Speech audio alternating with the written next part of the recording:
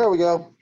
So I know all of you are very disappointed that Baylor had to postpone their football game with Louisiana Tech because the hurricane made everybody run all over the place, and COVID just shot up at Louisiana Tech among the football players. And I know you're like me, it just kills you.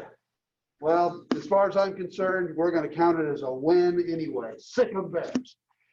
So today we're going to look at buyer behavior. I should remind you that next Wednesday, the people who are online have a test in here. And the people who are in the room, you guys have your test on Friday, all right? So the study guides out there, study really, really hard. This is people, what I think the thing is, everybody loves me until they take the first test. And then it's this guy said the worst thing. Anyway, it's a tough test. So you want to know this stuff cold, because I believe that the stuff will be valuable for you future in your career. So know it good. The other thing that I think is really important is this. I've decided that the stuff we're covering today is not going to be on the test. Okay, so it's going to be on the second test. So you still pay attention. But I think the last thing on the study guide is the buyer behavior process, which we're covering today. That won't be on the test. Will not be on the test. Cool. And remember, the test is from the study guide. So I've taught you stuff that's not on the study guide. You don't. That's not going to be on the test. Okay. I figure you need to be exposed to things that I don't have time to test you on. Yes. Where? Yeah. It's right. If you go down Canvas to this week or next week, it's got the test, and right below the test, study guide. Okay. You betcha.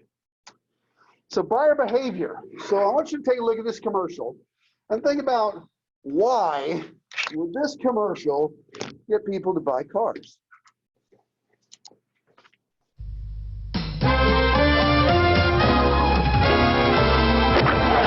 That's life. That's what all the people say. You're riding high in April, shot down in May. But I know I'm going to when I'm back on top. The road through life is full of bumps and unexpected twists and turns. And as funny as it may seem, Toyota has always been committed to making the journey as smooth as possible. So although we at Toyota have a new symbol, our commitment is the same. So why would that get people to buy a Toyota? In one sense, that doesn't make any sense, right? I mean, we can expect accidents with Toyotas. The interesting thing is, you have never seen a new car commercial that was trying to get you to buy cars. No, they spend hundreds of millions of dollars on commercials for new cars, but they're not trying to get you to buy. No, they are aimed at a different place in the buyer behavior process. Interesting. So to understand these commercials, we really need to understand consumers better and how they go about deciding to buy. So think of this in terms of the scriptures. How does a person decide to believe? That's a very interesting thing. What leads up to that? How much does a person have to know? Interesting that no one in the Bible became a Christian under the age of about 18. Psychologists tell us that until you're 12 years old, your brain hasn't developed enough. 11 depends on the person. 10 to 13. Girls actually develop a little quicker than guys do, and guys come and catch up. But anyway, so that's why boys have bar mitzvah at 13, but girls have bat mitzvah at 12. Right? So until you're somewhere between 10 and 13, You can't think abstractly. So you believe in God because your parents told you so, but the abstract concept of God really doesn't come into formation until somewhere between 10 and 12. That's interesting. So you have to pray to be saved. I love the story of Philip and the Ethiopian eunuch. They're driving down the road in that chariot, and Philip is explaining the gospel to the eunuch. And the eunuch says, hey, here's water. How about if I get baptized? And Philip says, no, not unless you believe. He says, oh, I do believe. So he hadn't led him through that prayer. Interesting. Let's pray. Father, we really need to understand how people come to decide things, how people decide to buy things, because that will really help us in both our marketing and the rest of the things we do in our life. So we pray you'll help us today. In Jesus' name, amen. So let's see if anybody recognizes this sound.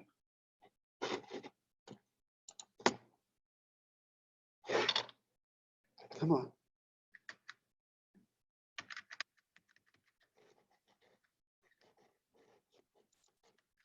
Well, try it again.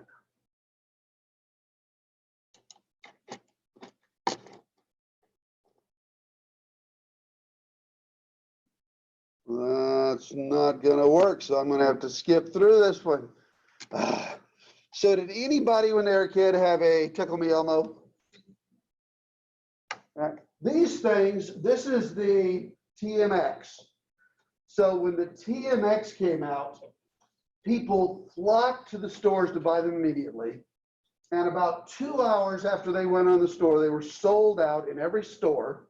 And they were selling them on eBay for $1,500 a piece for the parents who had to have one for their kid. And you think, what would lead somebody to have one of these little $100 toys? And all it does is laugh. And then this one slaps its knee and then falls over laughing and then gets back up and does it again. And you spend $1,500 for that?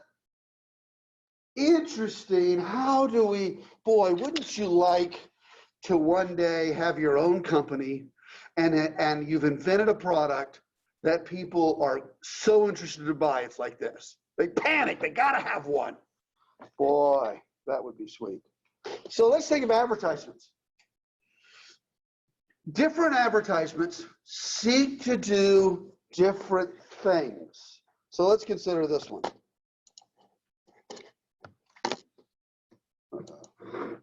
I don't know why that's not working. That's no good.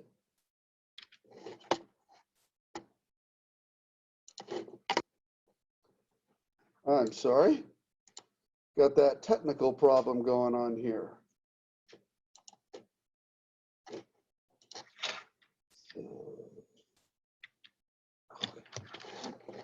Let me go over here.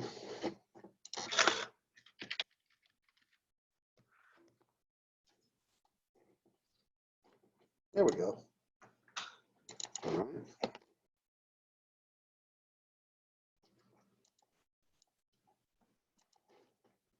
Now I've got to go back and share.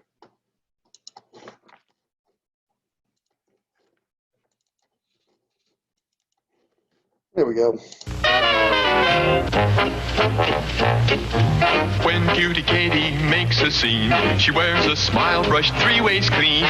Cleaner breath, cleaner face, cleaner teeth, 3 ways clean is Colgate Clean.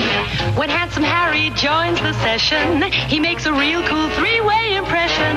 Cleaner breath, cleaner taste, cleaner teeth, 3 ways clean is Colgate Clean.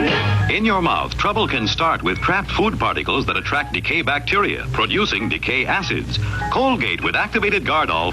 Now, activated Gardol. What's Gardol? What chemical is Gardol? What's a made-up name? Gardol. That's just silly. Foams as you brush helps foam away food, decay bacteria, and decay acids. Regular Colgate brushing for most people instantly helps stop bad breath that starts in the mouth. I had the Colgate girl and boy. Brush 3 ways clean to both enjoy. Cleaner breath, cleaner taste, cleaner teeth. 3 ways clean is Colgate Clean. Help fight decay with Colgate. 3 ways clean is Colgate Clean. So what stage of the product life cycle is that in?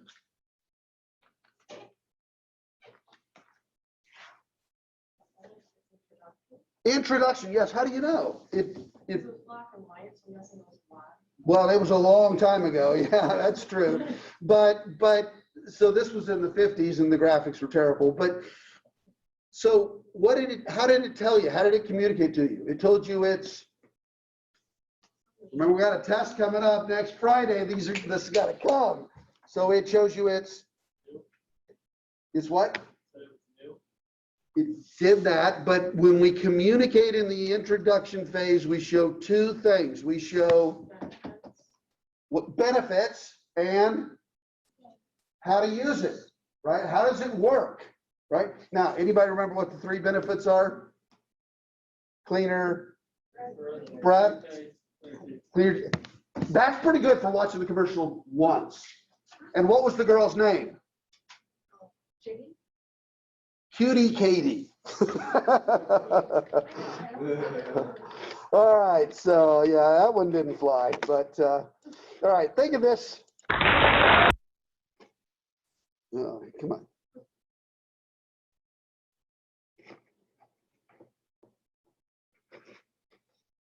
There we go. Okay. I've got to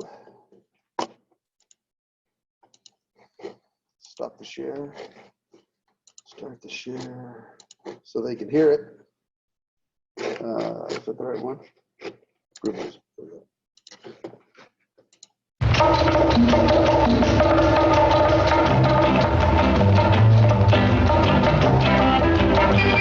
Hello, amigo. Radio commercial.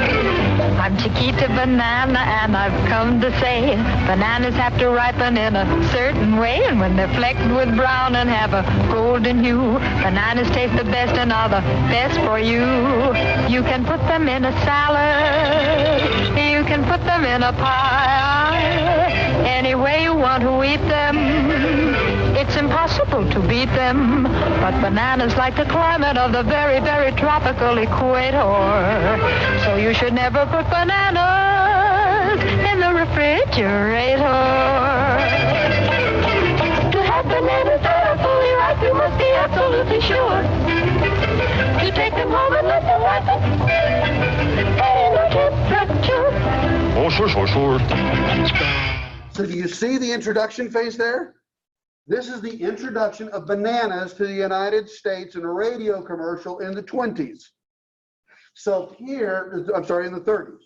Here, Americans were not eating bananas, right? We didn't have the shipping set up. So Chiquita comes in, sets up a distribution system in the United States to grocery stores, and so they're starting to sell bananas, but nobody knows what bananas are. Imagine you're in Iowa. You've never seen a banana before. So they explain to you how do you use it and what its benefits are. They teach you not to put it in the refrigerator like you do an apple, right? Yeah. Introduction phase, benefits, and how to use it. So. I'd like to buy the world a home and furnish it with love. Grow apple trees and honeybees and snow white turtle doves. I'd like to teach the world to sing with me. Perfect harmony. Perfect harmony. I'd like to buy the world a Coke and keep it company. That's the real thing. I'd like to teach the world to sing in perfect harmony. And I'd like to buy the world a Coke and keep it company. It's the real thing. Come with a Coke.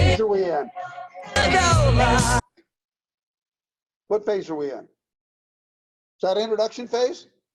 No, that's not introduction phase. What phase is that? That's really maturity, isn't it? So by the 70s, maybe even by the 60s, Coca-Cola was in a maturity phase. Yeah, interesting. All right, let me make sure I'm sharing the right thing. Share.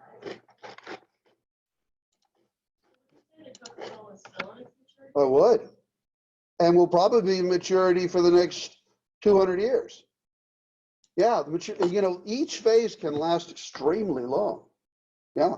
So we've been in iPhones for 11, 12 years, and we're still in the growth phase or getting close to starting the maturity phase. Different products have different lengths of growth phases.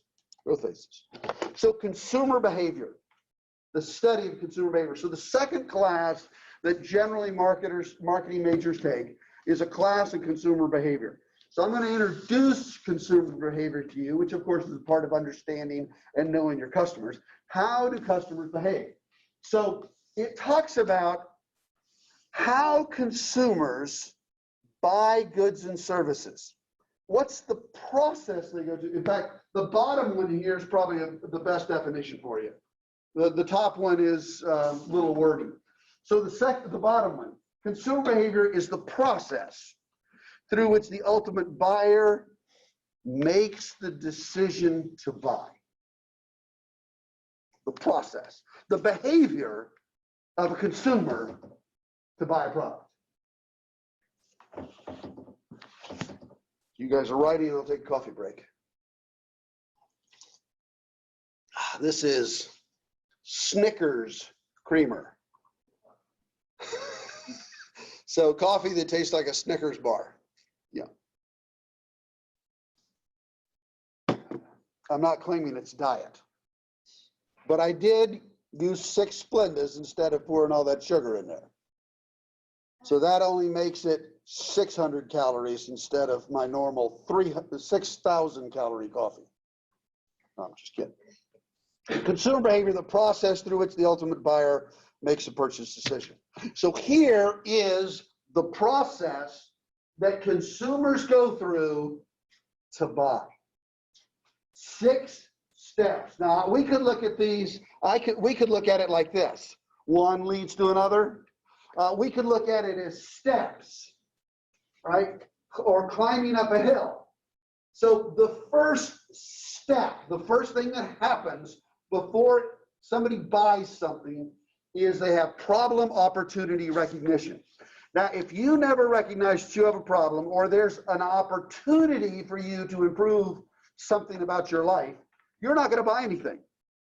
So for example, God forbid one of you has COVID right now, sitting in the classroom.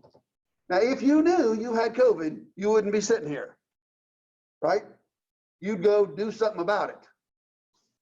If, God forbid, one of you had cancer, you're not getting treated for cancer, but once you find out that you've got cancer, you're going to go get something to try to help you, right?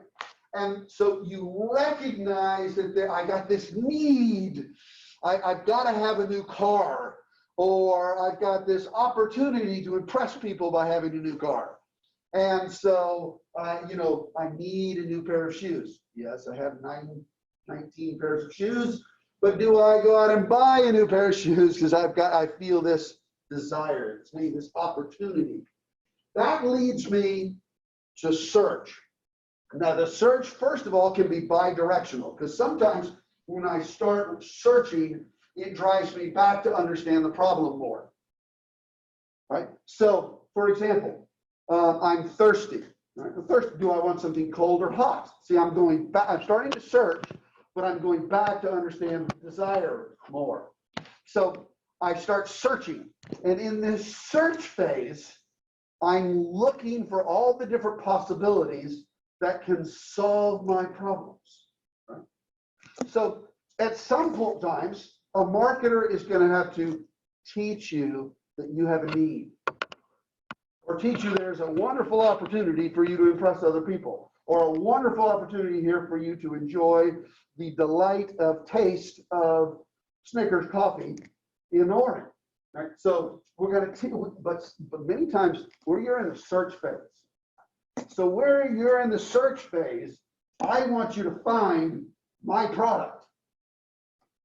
So as a marketer, when you're in the search phase, I'm communicating to you about my product, not necessarily your need, but my product. Here's the benefits that my product can give you. Here's where you can buy my product. So for example, many of you, anybody drive to school today? Okay, pass any billboards? Remember any of them? No. Why? Because you weren't searching for those products. But let's say you're driving a rundown car and you know you need a new car, and you drive down the street and there's a billboard that says Joe's Car Lot. You're going to notice that, right? Because you're searching for it. Billboards are really, really good for the search phase. They're not real good for problem recognition because you can only put 7 to 10 words on them. Right? So that doesn't help give me much to know I got a need.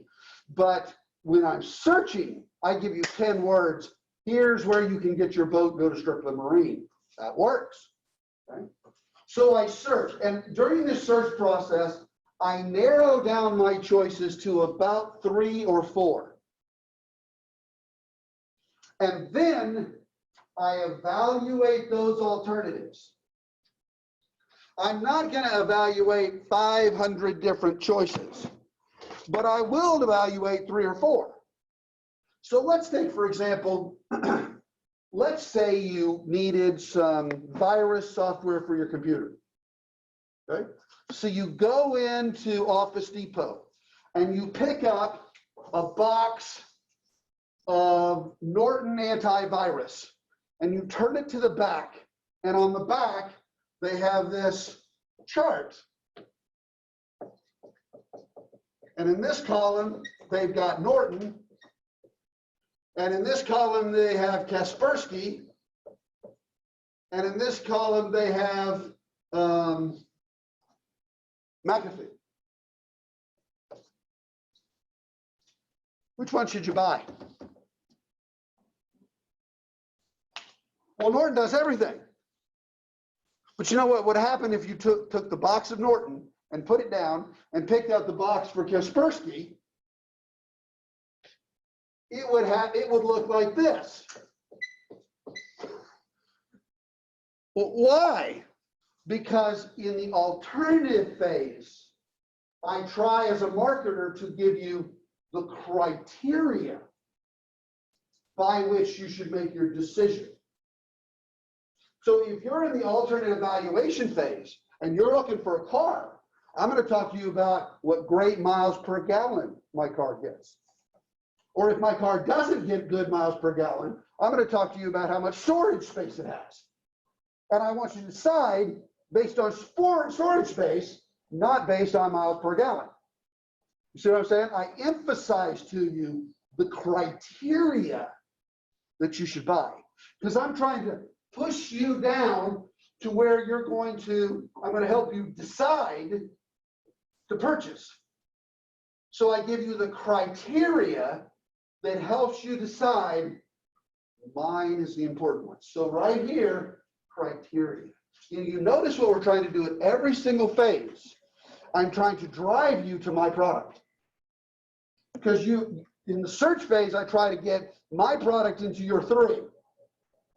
And in the evaluation phase, I try to get you to walk out of the evaluation phase, moving into this purchase decision phase, thinking, I'm going to buy that product, right? Now you notice here that I separate purchase decision and purchase act. That's interesting. So let's look at purchase decision. Let's think of a used car. Anybody who's bought a used car? Okay. So let's say you're going to buy this used car. So I'm your salesperson, and you want to buy this Toyota Maxima from me. And so we're asking for 18,000. And it's a 2002 Toyota Maxima. And you're wanting to only pay 17. I don't know if I can do that. 17 is really cheap, but I like you. So I'm gonna fight for you with my boss. So 17,000, and you don't like the bald tires. You want me to, I don't know if we've ever replaced 4 tires before, but I'm gonna fight for you. I'm gonna fight for those 4 tires, right? And so what I need you to do, because I'm gonna go fight for you, is if my boss will give you this deal, that you'll buy that car.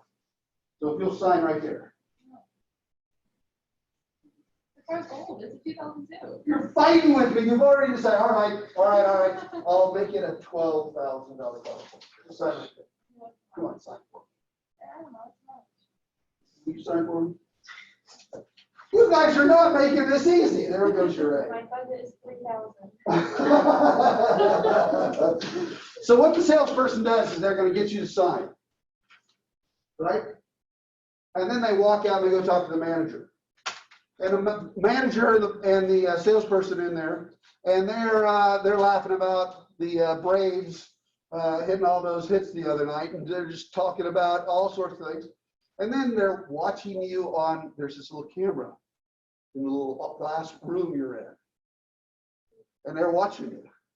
And what the customer's thinking, oh, I hope I get that car. Oh, I hope I get that car. I really like that car. You know, it is really old. Oh, I hope I get that car. I hope I get that car. Well, you know, it does have that dent on the side. Oh, but it's blue. I hope I get the car. And you're going through all these emotions, right? And so the salesperson wastes an appropriate amount of time watching you on video and then comes in with this huge smile going like this. I got it for you, right? Now, if you had assigned this, would you have had to buy the car? No, this is worthless. But why did I have you sign it? Because I'm getting you to decide, because I'm gonna have you sign some legal documents. This is a trick to get you to sign, because once you sign the first time, it's easy to sign the second, third, and fourth. And I got to have you sign 7 different times on documents committing you to a lot of money. And so I broke you down by signing early. So I work on the purchase decision, right? So we separate the purchase decision from the purchase act. Now, who likes Coke? Coca-Cola. All right, you like Coke. You go into Walmart, right? Push in your cart, and there's a Coke display. So you grab a case of Coke, right? And it's like $5.99. You walk around Walmart, go all the way around doing your shopping. You come up to the register, and there, right in front of the register, is a Pepsi display. And Pepsi is on sale 4 for $5.99. Are you going to get the Pepsi? 10. Yes. For $5.99. Right? All right. So what you're going to do? You're going to buy those Pepsi. You put 10 of them in your cart, right? So that Coca-Cola you still got. So you're going to walk all the way around the store, and you're going to put it back on the Coke display, right? Liar. He's going to put it on the Pepsi display. Right? How many times do you walk near the register and you see all this stuff that shouldn't be in the Hallmark card section, that is put on the Hallmark card section, or, you know, all over the place? You see all this. What happened was people decided to buy and then undecided to buy. So I have to work as a marketer to make sure that when you decide to buy my product, you finish the process and buy it. Follow me? So for example, Near the register, we have these impulse items. Because if you think about them, you don't really need that. But so we get to act quick. So for example, the Globe magazine, right? So imagine you're walking into Walmart and there is the Globe magazine sitting there, and you read the headline and it says, Joe Biden has a child with Hillary Clinton. And it's like, no kidding. I should have known those two were in cahoots. And so you pick that thing up, and the clerk is trained. When the Globe first came out, they trained the people to check the Globe magazine and purchase it before anything else, because they don't want you sitting there thinking about it too much. Why is the Globe magazine next to the register instead of back with the magazines? Reading, you might read the whole thing there, yeah, but you might put it in your cart, and then you're pushing it along, and you see one of your friends, and you're like, I don't want them to see that I'm reading this, right? So you stick it on some shelf when they're not looking, right? Yeah. Yes. Isn't it also because of like comparison too? Because then they can compare the magazines to each other, whereas if there's just a few at the register, it's less than That's certainly, there are all sorts of reasons why you might undecide, right? So things deep in the store, when you get to the register, I don't want to give something that's an alternative to something you already have in your basket, right? And so I've got to get you to buy what you've already put in your cart. How many times do you put something in your cart and take it out of your cart? Locked. Yes. And so I need to get you to purchase what you've decided to purchase. And then after you're done, there is this post-purchase evaluation. You bought the car. What car did you buy? Oh, my car? Yeah. A 2009 Toyota. A Toyota. What color? Red. What brand? Matrix. Okay, you got a red Matrix. So after you bought it, did you suddenly notice a lot of other Matrices around? Like the one drives by and you're like, oh. Well, no, it was so old that they stopped making them. Did you start noticing red cars? Yeah, and how much better their paint job was than mine. There you go. There you go. And so what are you doing? You are evaluating your purchase. You see? And well, let me give you an example. So when I left CenturyLink, I hadn't expected to leave that soon, because I hadn't expected the package right after. It was perfect timing for me. But so I went to look for a job nearby. And, you know, the recruiting season for college professors is right now. So in January and February, final decisions and offers are made for people to start in August. And I was in May. So I missed the recruiting season. So I was looking for colleges that needed somebody quick. And the one I found was Belhaven College, which was 2 hours away in Jackson, Mississippi. So I took that job and I drove 2 hours one way to teach, right? So I'm like, I don't want to ruin my good car. So I went out and bought a cheap, well, in fact, I needed a car, so I didn't ruin mine. And then my wife's van was really old. So I started looking for cars. And my wife and I agreed that since there are a lot more cars in Jackson, Mississippi than there are in Monroe, Louisiana, I'd go search out and find cars. So I'm searching through for all these cars, and finally I find a van. I negotiate a price and buy that van. And so I get in the van and I'm driving it home. And I call my wife and say, Jill, I got you a new van. She says, what? I bought you your new van. You're going to love it. It's really great. I got a great price on it, and it is a tremendous van. You're going to love this. And she says, I haven't been looking for cars. Well, no, remember we decided, since I'm in Jacksonville every day, that I'll look for cars because there are more cars that are available. Oh, yeah, I'll be home in 2 hours. You're going to love this. So I'm driving down the road. I'm not kidding. 20 minutes later, 20 minutes later, she calls me. Joe, I bought your car. What? What do you mean you bought your car?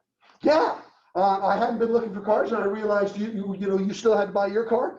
So I got in my car and I drove to the lot, the closest lot to the house. The first car she sees, she buys without a test drive. She was in and out and had purchased the car and was driving it home in 20 minutes.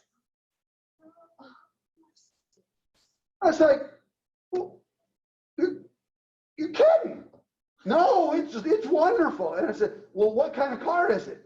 And she says, it's a Chevy Cavalier. I'd never heard of a Chevy Cavalier. Now, I did find out later that the Chevy Cavalier was actually the best-selling car in the United States for 10 years. But my dad, you know how you get prejudices and biases from your parents? Yes. My dad believed that Chevrolets were for lower middle class and Buicks and Pontiacs were for upper middle class. Now I know that's stupid. I know that's stupid, but I grew up with that. And so I never paid any attention to Chevrolets. And so she's got me a Cavalier. I never even heard of it. Well, what color is it? Gold. Gold? You kidding? No. So I get home. The next day, I drive this car to Jackson, Mississippi. Okay. And so as I'm driving down the road to go to Jackson, I passed 26 Chevy Cavaliers. I counted them.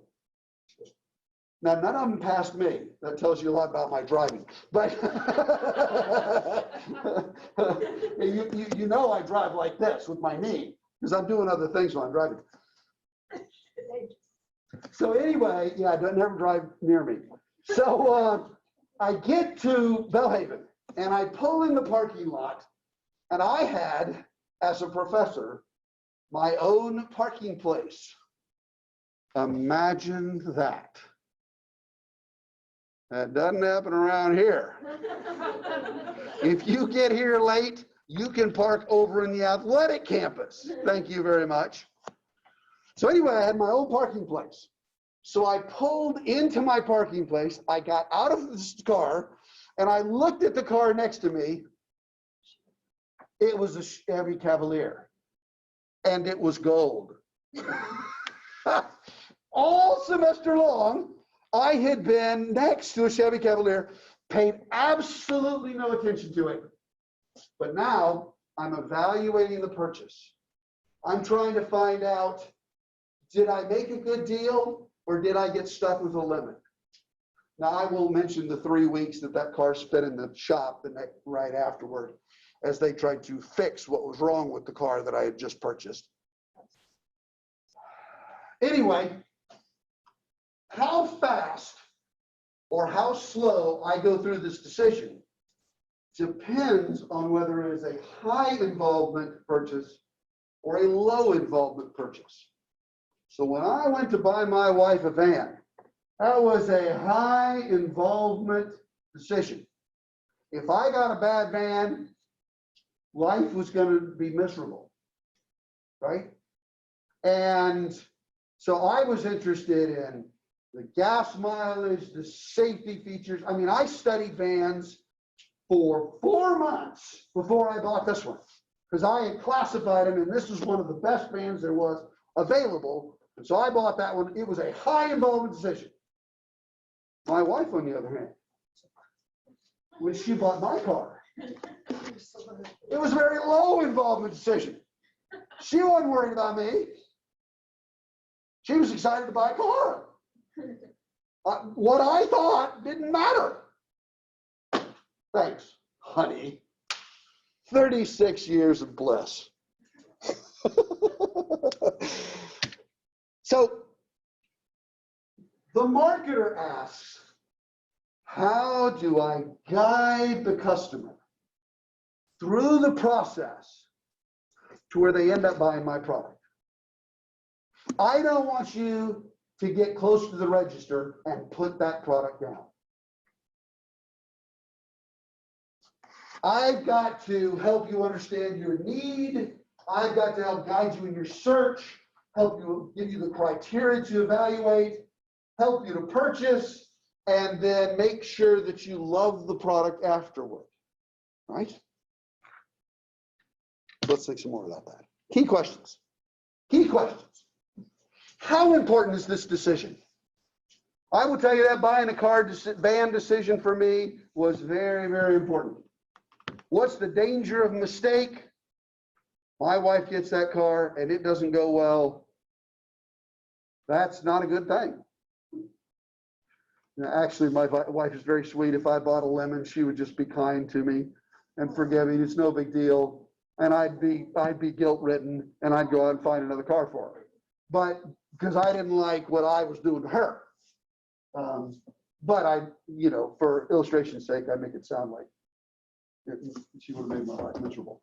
Anyway, what's the impact to me personally? And what's the impact to others? What value does it provide me? So I told my wife one year, I want a camera for Christmas. This was about, I don't know, 12, 15 years ago. And so I'm studying cameras. Every night when we're together, I'm on the internet studying cameras. She knows I'm studying cameras. One day she walks in and said, I bought your Christmas present. And I said, no, I want a camera. Yeah, I bought your camera. I've been studying buying a camera for 6 months. She said, yeah, but I found one on sale in CVS. And it was on clearance. It took pictures with 4 megapixels. And at that time, the cameras I was looking at took pictures at 32 megapixels. But how fast or how slow we go through this process is answered to these questions, right?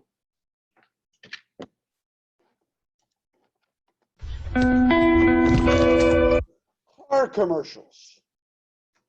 So what stage in the product, in the customer buying procedure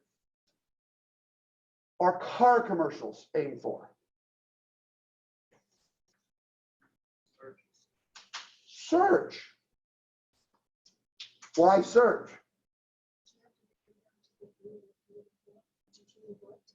Okay. Any other guesses? Okay, so I'm going to show you new criteria, the features you ought to purchase on. Anybody else?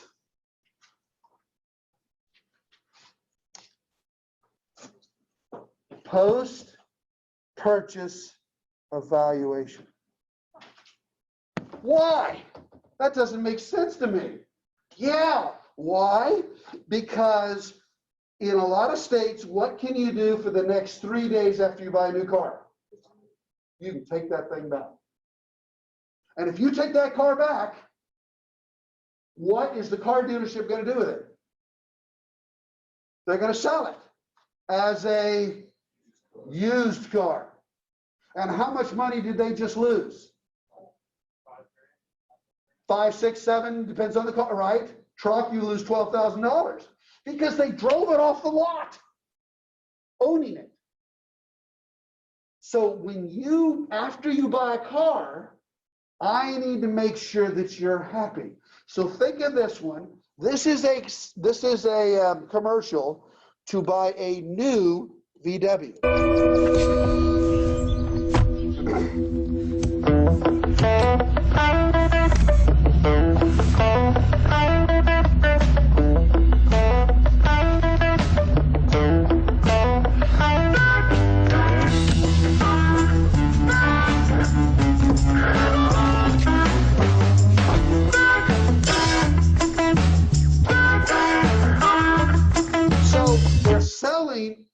They're talking about a 2012 car in 2012, and the mileage is 79,000. What are they telling you? They're telling you, you made a smart decision because in 5 years, when you got 72,000 miles on it, here's what's going to happen. So we spent all this money to make sure that you're satisfied. You know, car dealers say the purchase of your next car starts the moment you buy your current car. Because you're evaluating that car, you're evaluating the dealership, and do I want to buy this brand again? Do I want to buy from these people again? You probably know that on average, depends on the car, but on average, around 26 out of every 1,000 cars is returned to the dealership because something's wrong with it. I said that wrong. It's 26 out of every 100 cars. 26% is returned because something's wrong.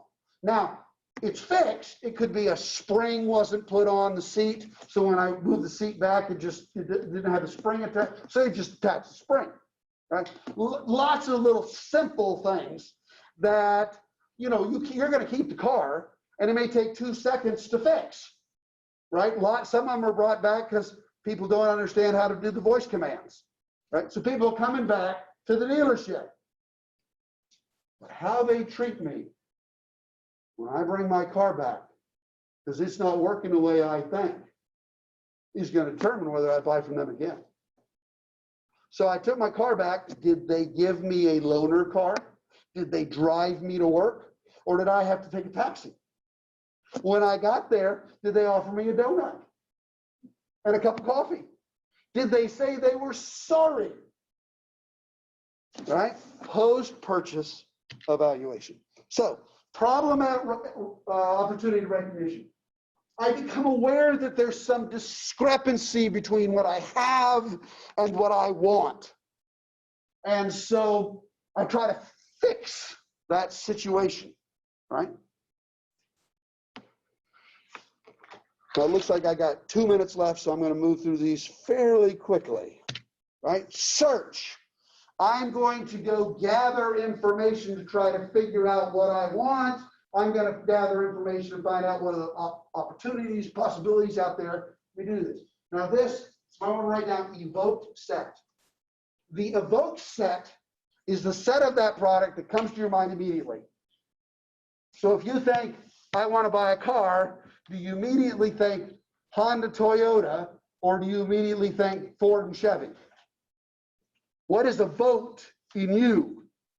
So sometimes in our marketing, we're trying to get you to where you automatically think, when my phone breaks, I'm going to get an Apple. What's the evoked set? When you think I'm going to get a soda, do you think Coke, Pepsi? Do you think root beer, cream soda? What's your evoked set? Let me just get that, running out of time. Valuation of alternatives. So the key here is, I'm going to try to give you the evaluation criteria. For you to make the decision for my product, you need to believe that my product has more benefits than the other product, or at least the benefits you want. Right? Now, I should mention here, one of the things branding does is it helps us speed through the process. Because I always buy Pillsbury cake. So when I get to the aisle, my search goes fast. My evaluation of alternatives is speeded up because I already know Pillsbury. Evaluating those criteria. How should I decide? And then the purchase decision, right? Sometimes I may need to help put a salesperson out there to talk to you. The purchase act, do I need to get you to sign? Do I need to put a little pressure on you? So you've narrowed it down in that alternative phase, and then you decide which product to buy. All right. Like, you gotta keep going to us. I got 2 more slides. This will go quick. Post-purchase evaluation, the thing to write down is cognitive dissonance. Cognitive dissonance. That's thinking, cognitive, dissonance badly. I have a tendency when I buy something to think bad about it. And if I develop buyer remorse, I'm so sorry I bought this car. I should have bought the other car. Then we have a problem with the dealer next time you want to go to buy. So my communication with you tries to eliminate your cognitive dissonance. I try to tell you how smart you were buying this car. A good job. You negotiated really well. Right. Post-purchase evaluation. There are 3 reasons, this is my last slide, 3 reasons why post-purchase decision is so important. You'll need to know these. Number 1, you want the customer to rebuy. Number 2, you do not want them to return the product. And number 3, you want to have good word of mouth. If you have a bad experience with a product, how many people are you going to tell? On average, 7. If you have a terrible experience, how many people do you tell? The average is 19. If you have a good experience, how many people do you tell? 1. If you have a great experience, how many people do you tell? 3. We've got to make sure we have good word of mouth, because people, when they have cognitive dissonance, when they have a bad experience, conclude they shouldn't have bought the product, they talk about it. We have a great propensity to talk negatively rather than positively. You guys have a great day. Great weekend. Study hard. Oh, the papers. It has been a really busy week, and I'm really sorry I haven't done them. But my goal is to get them all done back to you by Monday. Also, our evaluation of ourselves is due tomorrow. That's right. Make sure you do your evaluation on your contribution. See you guys.